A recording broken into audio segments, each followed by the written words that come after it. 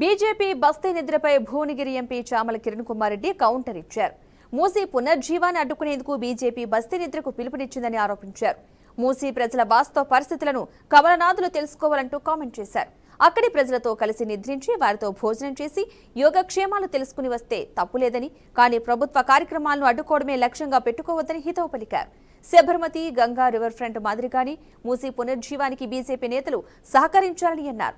దక్షిణ భారతదేశాన్ని కూడా గుజరాత్ మోడల్లాగా అభివృద్ధి చేసుకోవాల్సిన అవసరం ఉందని ఎంపీ చామల కిరణ్ కుమార్ రెడ్డి అన్నారు. ఈరోజు కిషన్ రెడ్డి గారు బీజేపీ అధ్యక్షులు, అలాగే ఈరోజు బీజేపీ ప్రభుత్వంలో ఒక మంత్రిగా వ్యవహరిస్తారు. ప్రజల సమస్యల కోసం ప్రజాక్షేత్రంలోకి వెళ్లి అక్కడే ఉండి వాళ్లతోటి ఈరోజు రాత్రి నిద్రించి వాళ్ళ సమస్యలు తెలుసుకోవడానికి తప్పు పడతలేదు. ఎందుకంటే ప్రజాస్వామ్యంలో నాయకులు అది చేసినప్పుడు అందరూ హర్షిస్తారు.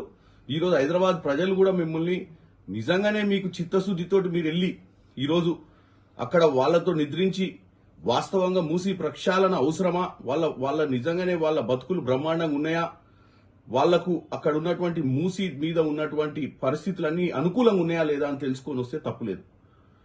కానీ కేవలం ఈరోజు ప్రభుత్వం తీసుకుంటున్నటువంటి నిర్ణయాన్ని అడ్డుకోవడమే లక్ష్యంగా పోవడం తప్పంటున్నాను.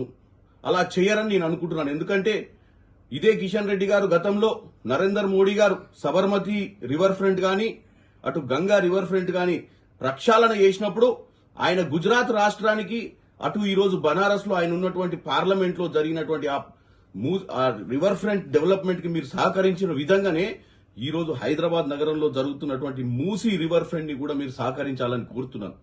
మన దక్షిణ భారతంలో మనం కూడా వాళ్ళ మాదిరిగా గుజరాత్ మోడల్ చేసుకోవాల్సిన అవసరం ఉంది.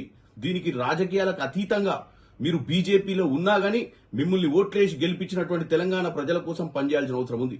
ఈ రోజు మన హైదరాబాద్ నగరం నడిబొడ్డు నుంచి ప్రవహిస్తున్న ఈ మూసీ నది ప్రక్షాళన అవసరము. ఆ మురికి నుంచి మనం మంచినీళ్లు అందించి ఇలా ప్రజలందరూ సుఖ సంతోషాలతో ఉండాల్సిన అవసరం ఉంది.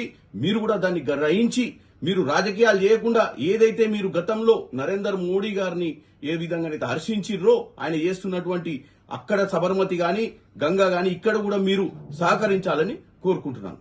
ఈరోజు